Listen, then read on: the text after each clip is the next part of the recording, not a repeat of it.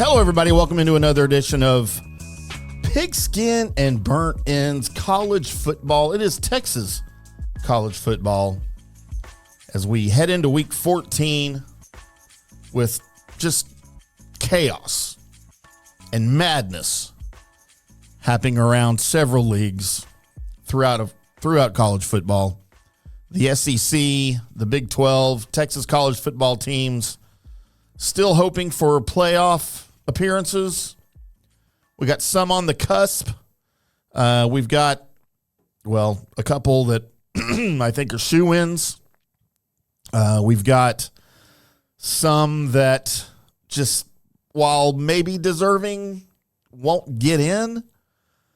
And then you have, of course, the old, you play in a lower conference. You're not in the Big 12. You're not in the SEC. You're not in the Big 10.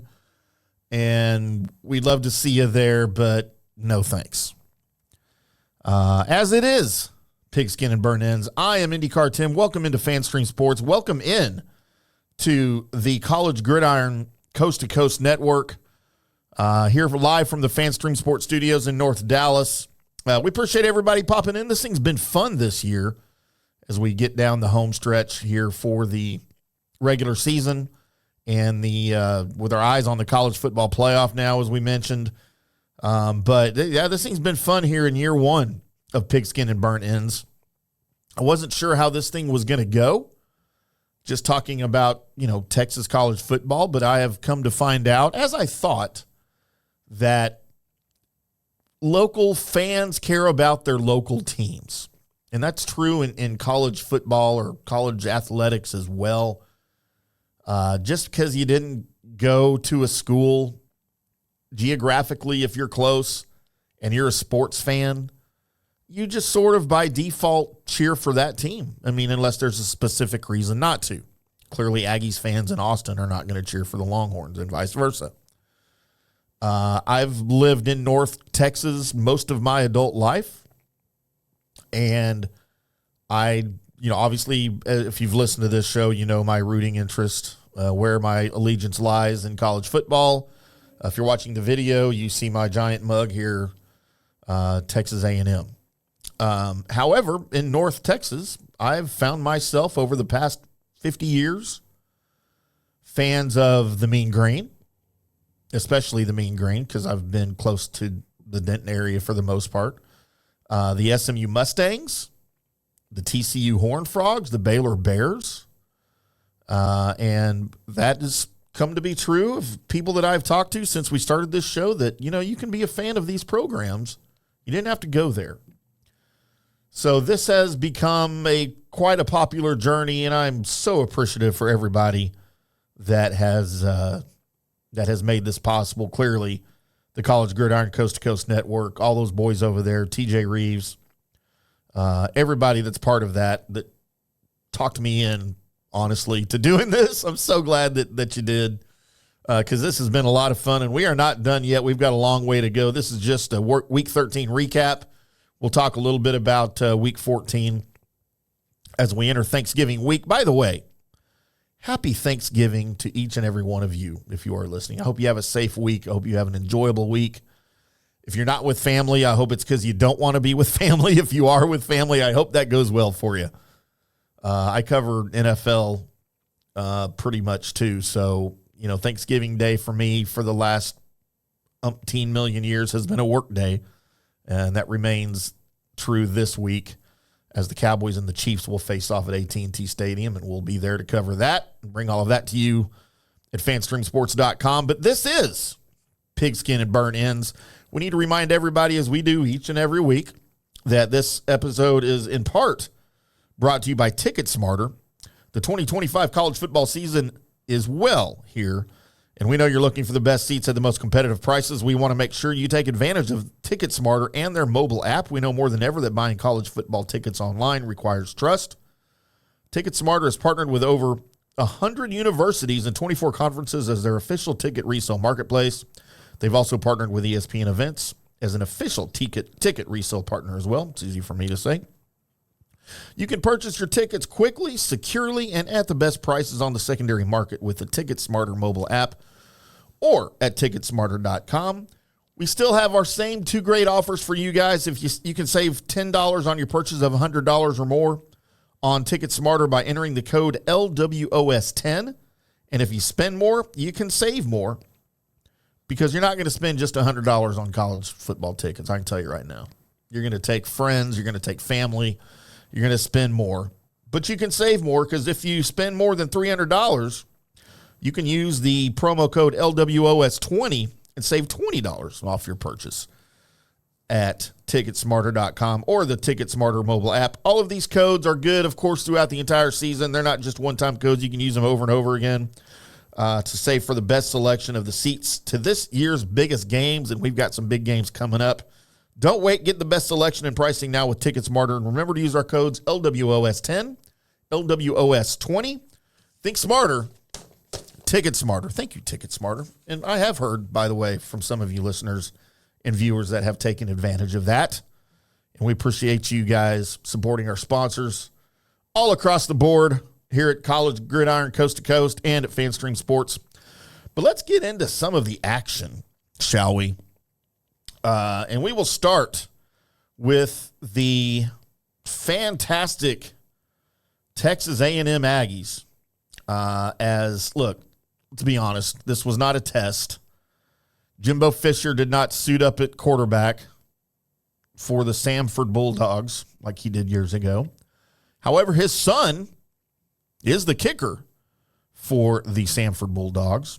And we had an opportunity for bad things to happen here. Of course, Aggies fans don't think too highly of Jimbo. What some of us feel he did to the program, he certainly underachieved while he was here. And there's a lot of bad blood, just as there is, I guess, between Florida State fans and Jimbo because of the way he left. But I didn't want something bad to happen inside the stadium to Jimbo's kid. And look, that sounds ridiculous to some of you. Well, why would anyone take it? Because people suck. Okay, I'm telling you. If you don't know that, I hate to be the one to break it to you. People suck, especially drunk college football fans at a stadium. Just follow the Texas A&M Campus Police Twitter handle, by the way, or X feed on game day at Kyle Field, and you'll see how bad people suck.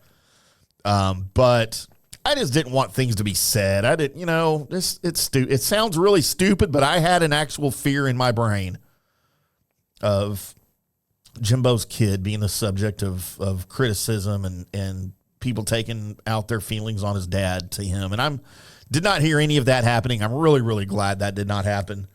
That would have been extremely unfortunate. But once again, Aggies fans show their class by refraining, thankfully, from anything like that happening. And the Aggies football team stepped up. And again, as I mentioned, this was not a tough challenge for these guys. It wasn't going to be a tough challenge for these guys. The only thing that could have beaten the Aggies in this game was themselves. And maybe overlooking an opponent because you've got the big game on Friday. But again, culture change in College Station. I would have been terrified of that happening under Jimbo Fisher. I would have been terrified of that happening under Kevin Sumlin. Mike Sherman going back. Dennis Francione. I would have been terrified of overlooking this game, even though it's Samford. But under Mike Elko, again, it's a culture shift. It's a different team. It's a different feeling. And really, there was no thought in my mind that was going to happen against Samford. And look, not every college football program, I don't care what conference you're in, can pack more than 100,000 fans into an 11 a.m. kickoff against a struggling FCS opponent. Texas A&M can and did. 104,000 plus poured into Kyle Field on a Saturday morning to get one more look at the unbeaten Aggies before the college football playoff push truly begins. The team rewarded them with their play with a stress-free, really, statement win 48-0 over Stanford. It was over early. It was over quickly. Really from the opening snap, A&M looked like a contender who knew they were a contender and who was ready to take on the task at hand, and that was Samford. And make no mistake, this could have gotten a lot uglier for the Bulldogs. 48-0 to me seems like a win for Samford, to be quite honest with you, even with the missed field goal. Sorry, Jimbo's kid. I don't even know if he kicked it, really, to be honest with you. But Marcel Reed, sitting at third place right now in the Heisman conversation, was surgical in his limited work. He went 10 of 15 for 120 yards, 3 touchdowns. He flashed that same calming command that has fueled A&M's season, and really that has fueled the nature of this team, that has fueled where we're at now in the season. Make no mistake, it is Marcel Reed. His day was just another chapter in a season of big moments. Coming just 1 week after he torched South Carolina for 439 yards and 3 scores in that epic comeback that really kind of feels like a turning point. If you can have a turning point in an undefeated season, the second half of South Carolina feels like that, right? Ashton Bethel-Roman continued to be a spark plug for the offense. He kind of lit the fuse in last week's rally over South Carolina. He struck again on Saturday with 2 catches for 61 yards, 2 touchdowns before he called it a day early. The Aggies' attack stayed balanced and ruthless. 5 different players reached the end zone as A&M piled on points early and never let up.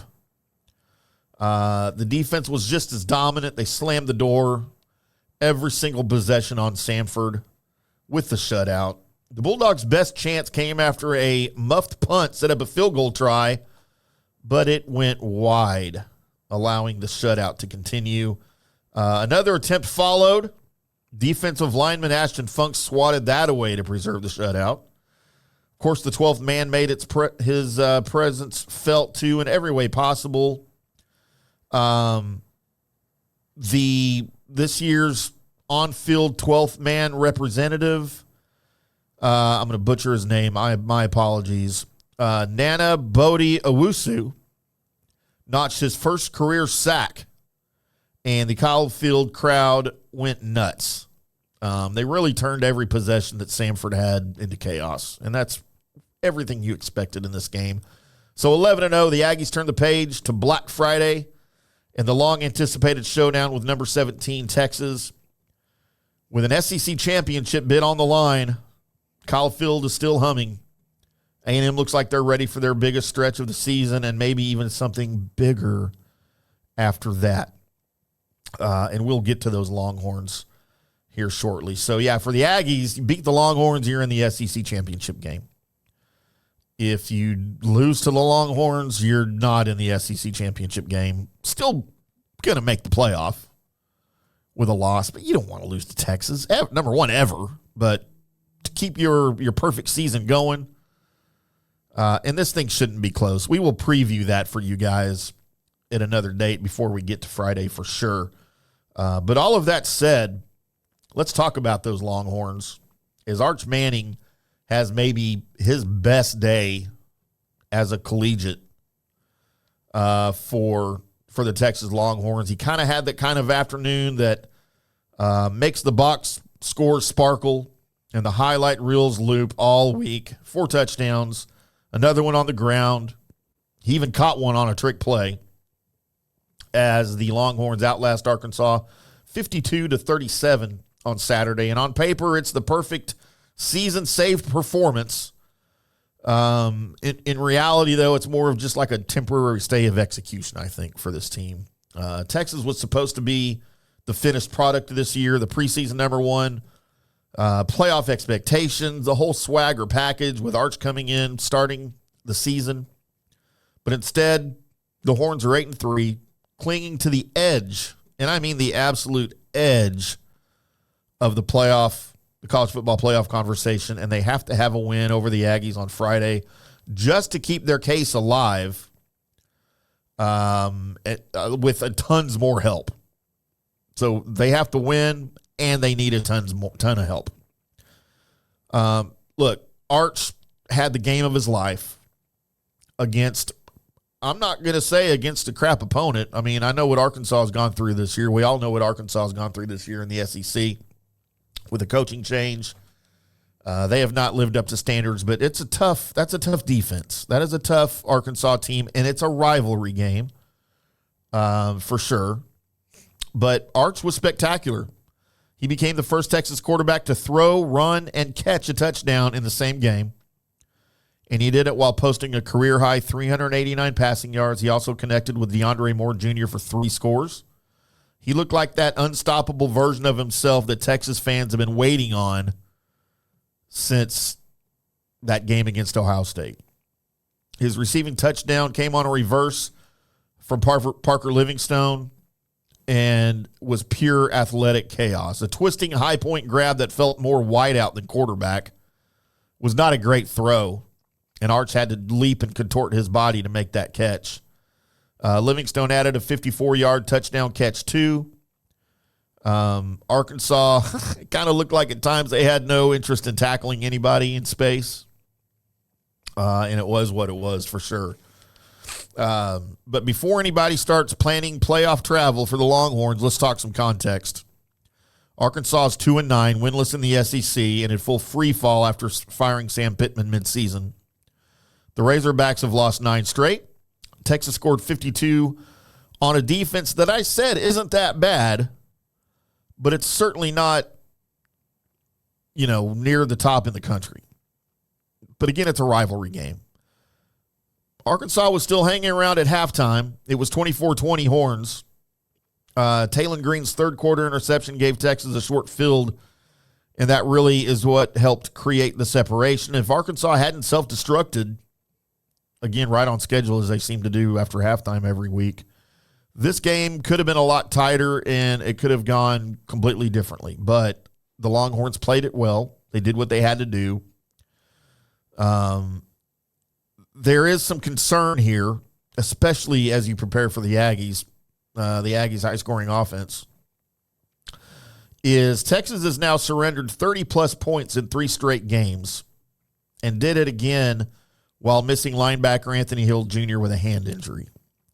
His status for the Aggies game is up in the air, and that's a problem for the Horns when your next opponent comes in undefeated, angry, and really with an offense that's built to shred defenses that can't get off the field. So let's keep all of this into perspective, Horns fans. Manning was brilliant. He kept Texas alive and showed what the ceiling kind of looks like. Gave some hope to the program. But Saturday wasn't any kind of proof that Texas is back. It was proof that they can still beat teams they're supposed to beat, especially when your quarterback goes supernova. So the season comes down to one game against a playoff-ready rival. If Texas wants to be taken seriously, you got to survive the kind of opponent that doesn't need you to make mistakes to bury you. And that's your Aggies. So Friday's big for both of these teams for very different reasons. Not to mention that it's a rivalry game. And the first time the Aggies will have stepped on the DKR Memorial Stadium field since 2010 when Ryan Tannehill was playing quarterback for the Aggies. Yes, that Ryan Tannehill. So lots more to talk about for Longhorns and for Aggies this week, Thanksgiving week. Let's continue around the calendar, though, and the scoreboard as North Texas. How about those Mean Green Boys? 42 straight points in a 56-24 rally win over Rice. North Texas turned a really rocky start into a roaring finish on Saturday at Rice Stadium in Houston. They go down 14-0 early and come back in one of the most explosive performances of the season, which is a term you expect to hear when we're talking about North Texas. Behind a historic passing and receiving tandem, the number 22, as I mentioned last week, ranked for the first time since 1959. It's even before I can remember. The number 22 Mean Green kept their AAC title hopes alive. American Conference. The American title hopes alive. Improved to 10-1, 6-1 in the American, and gave Denton another reason to believe this ride is only getting better.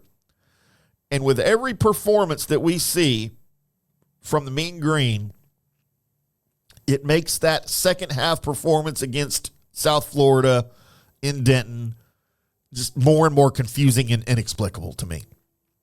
I still can't put my finger on what happened, especially when you look at what USF did against Navy, which was nothing. It just that game to me, just inexplicable. Drew Messemaker was the conductor of chaos in every way possible for the Mean Green. He lit Rice up for 469 yards, three passing touchdowns with an absurdly efficient 19 of 23 night. He also added a 1-yard rushing score in the third quarter as North Texas ripped off 42 unanswered points. You had shots come fast and deep with touchdowns of 74 and 84 yards to Wyatt Young.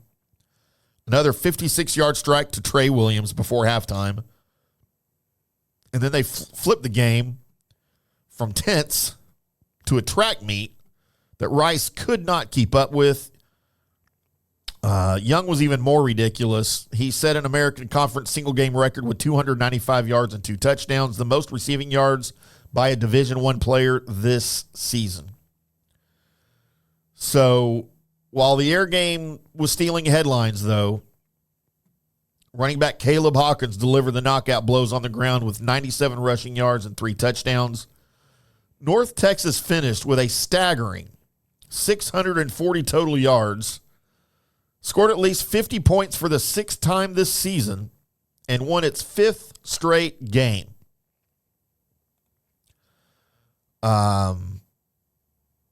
Just an insane performance, all while being ranked for the first time since 1959. And Rice had absolutely nothing to offer.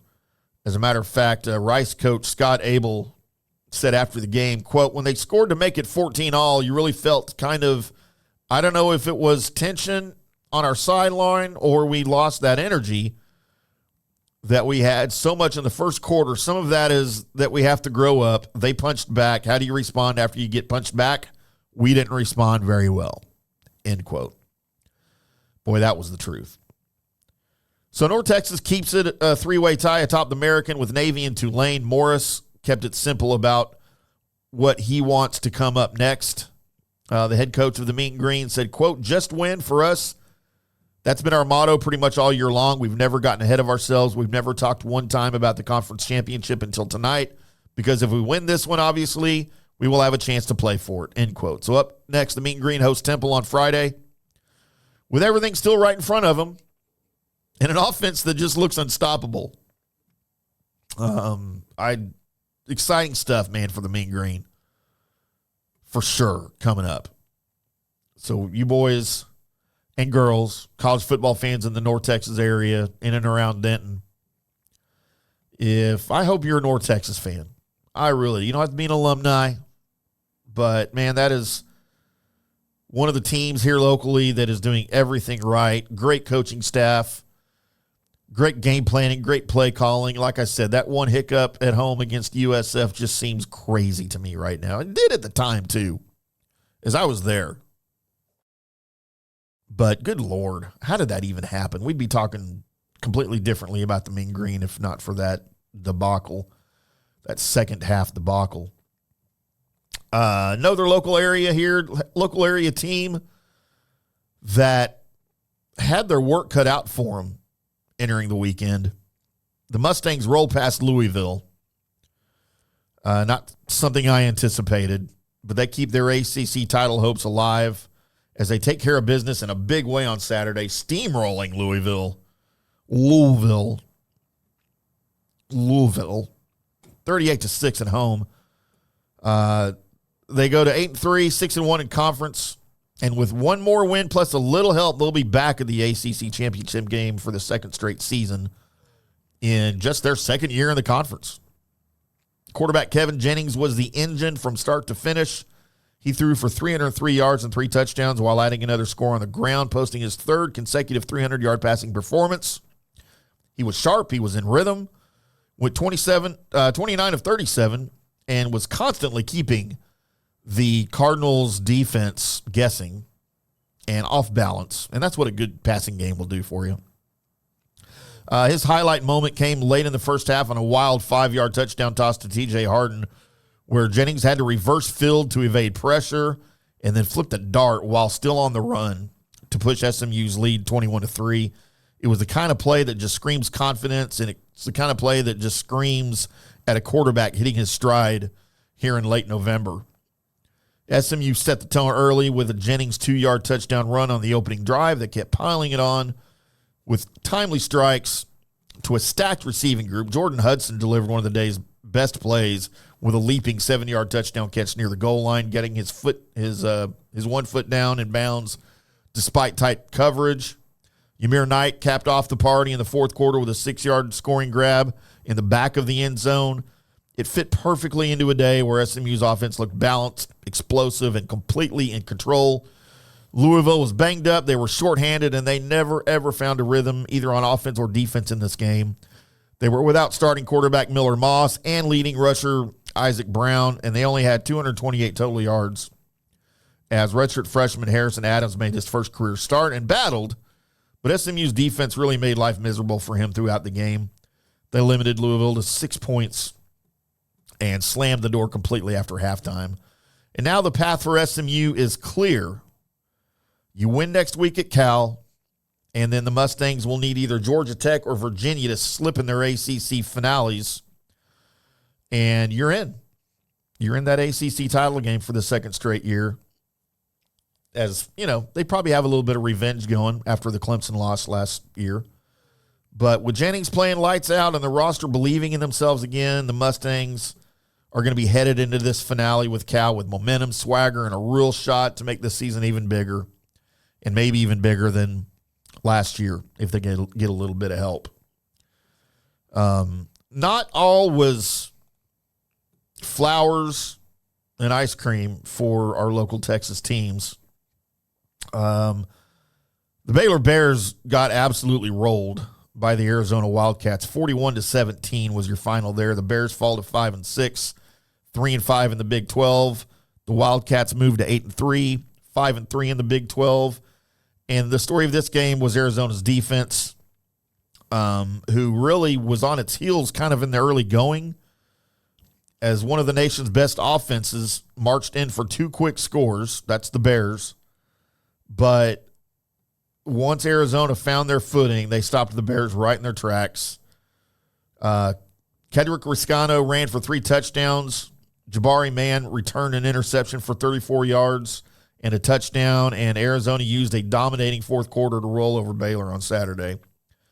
The big message in the locker room coming out of halftime from Arizona coach Brent Brennan was that they had to use their physicality. They had to be more physical, and boy howdy, the Wildcats players certainly responded as they shut down one of the nation's best passing offenses. They held Baylor's Sawyer Robertson to 161 yards, half of his season average. And the Arizona defense forced 3 fourth-quarter turnovers. Arizona was leading 21-17 when Robertson threw an interception in the end zone early in the fourth quarter. Then running back Bryson Washington lost a fumble at the Baylor 28. Arizona scored on the very next play, and then they forced a turnover on downs. And then Riscano burst through a big hole for a 19-yard touchdown. And that was it. Man sealed it on the next drive with his pick 6, capping off a flurry of 20 points in a little over 4 minutes for the Wildcats. Chris Hudson had 9 catches for 133 yards and a touchdown in Arizona's 4th straight win. The Bears turned the ball over on 5 straight possessions, twice on downs, starting with Stukes' interception. Baylor had 40 yards passing and averaged 3.6 yards per play in the second half. You're not going to win a lot of games like that. The game early on looked like it was going to be an offensive shootout with both teams moving the ball, both teams scoring. But, yeah, Baylor just got outmatched, maybe outcoached a little bit in the second half, particularly in the fourth quarter. Those turnovers, whether it's on downs or on the field, just did not help at all. So, yeah, Baylor's got some work to do, by the way. Congratulations to Dave Aranda. He will be back for 2026. Baylor Bears fans, how do you feel about that? I would love to hear from you at IndyCarTim on all across social media. Look, all of that. If you're watching the video on the FanStream Sports YouTube channel or at fanstreamsports.com, I would love to hear in the comments section what you think about the return of Dave Aranda. Is it good for the program, or was it time to move on? I'm not extremely close to the situation there in Waco. I kind of feel, just based on what I've seen, it might have been time to move on, but Baylor's nothing if they're not loyal to their coaches. And maybe there's a plan here. Maybe they've got some off-season work to do. They've got some off-season plans for Aranda and the staff. And all we can do is hope that it's the right move if you're a Bears fan. Sick 'em. So we'll continue to monitor that, the Dave Aranda situation. What does all of this mean for the Big 12? What does all of this mean for the Big 12 title game? I've got some Big 12 championship scenarios here for you, including some of these teams. So we'll get into that here. As, really it's Arizona State, BYU, Texas Tech, and Utah all entering Week 14 with a path to the Big 12 title game. There are multiple tiebreaker combinations that are still in play. We'll go over those for you. Those are the four teams that are mathematically alive. I will be there in Arlington at the Big 12 title game. Cannot wait. We hope it's a little bit closer than what we saw with Iowa State and Arizona State last year. Only Arizona State, BYU, Texas Tech, and Utah can still claim the conference's second championship spot, and the league's tiebreaker matrix is officially working overtime because it is complicated, boys and girls. All right, here we go. BYU. The Cougars have the clearest path to Arlington, so they can clinch a Big 12 championship game berth with a win over UCF or an Arizona State loss, or here's a multiple team chaos scenario: BYU loss plus Texas Tech loss plus ASU win plus Utah win. Boom. So this is the easiest scenario here for BYU is you beat UCF, which will happen, by the way. UCF's not going to have anything for BYU. For Texas Tech, the Red Raiders control their destiny more than most. Texas Tech will clinch a spot in the Big 12 title game with a win over West Virginia. They'll have their work cut out for them there, but I still see that happening. Or an Arizona State loss. So really, you control your own destiny. You beat West Virginia, you're in. Texas Tech beats West Virginia. BYU beats UCF. And it's BYU, Texas Tech in the title game. For Arizona State, it's not quite as clear of a path for the other two teams, but they do have several viable routes. So let's go with this. ASU clinches with a win over Arizona, plus the Texas Tech loss, plus a Utah loss, plus a BYU win. That's scenario number one. I hope you're writing all of this down. There will be a quiz later. Arizona State, scenario number two. A win over Arizona plus a BYU loss plus a Utah loss. There's scenario number two. And finally, Arizona State can clinch scenario number three. A win over Arizona plus a Texas Tech loss plus a BYU loss plus a Utah win. Told you it was complicated. But what it boils down to, first and foremost, is Arizona State beating Arizona. They got to do that for anything else to matter in that huge rivalry game for the state of Arizona. And then finally, the Utah Utes are still alive, but only in a perfect storm type scenario.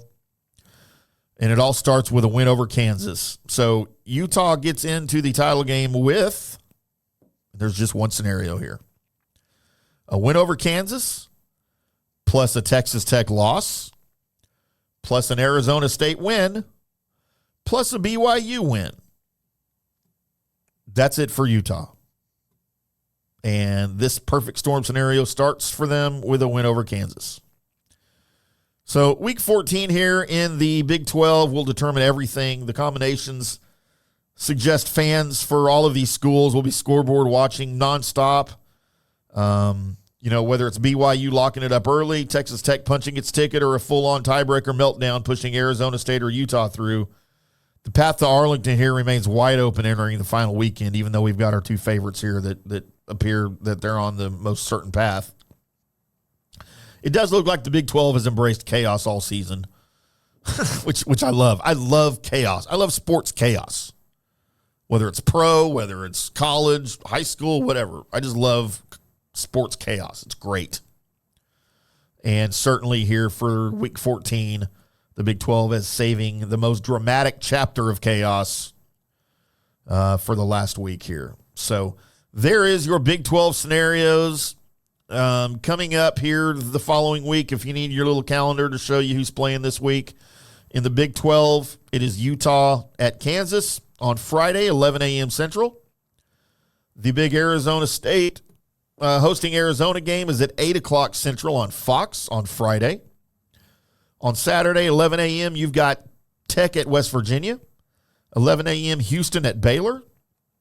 11 a.m., Colorado at K-State. 11 a.m., Iowa State at Oklahoma State. Noon Central, UCF at BYU. And 2:30 Central on Fox, Cincinnati at TCU. And then over in the SEC, your college football scoreboard calendar looks like this. On Friday, Ole Miss at Mississippi State at 11 a.m. 2:30, Georgia at Georgia Tech. 6:30 on ABC, and this is after the Georgia Tech game. You've got the Aggies and Longhorns in that huge matchup for both teams. Again, on Friday. On Saturday, the ACC Network at 11 a.m., Kentucky at Louisville. 11 a.m. on the SEC Network, Clemson at South Carolina. 2:30 p.m. on ABC, LSU at Oklahoma. 2:30 p.m. Central Time on ESPN, Vanderbilt at Tennessee. 2:30 p.m. Central, SEC Network, Missouri at Arkansas. That'll be a snoozer. No offense to either school. 3:30 p.m. Central on ESPN2, Florida State at Florida. And 6:30 p.m. on ABC at Jordan-Hare Stadium in Auburn, Alabama. Alabama takes on Auburn in that rivalry game. So there's your calendar. There are your games to look for this weekend. There are your college football playoff scenarios. I didn't throw this one out there. Look, as we discussed on the J.P. Peterson show today out in Tampa, I think there is a path for two Big 12 teams to make it into the college football playoff. And I talked about this either last week or the week before, but now we've progressed to where we are here. I still think it's going to be BYU, Texas Tech in the Big 12 title game. If Texas Tech beats BYU, which I think is a strong, strong possibility, they are obviously your Big 12 champions, and they are in the college football playoff. And I think BYU is out. I don't think BYU gets in without winning the conference.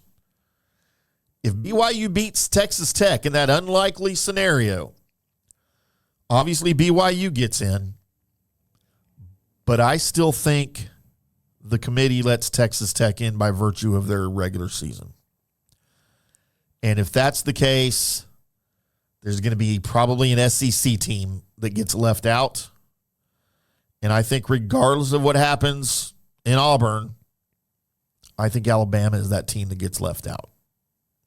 It's not a popular opinion. I'm not saying it's right. But I think that's the direction we go.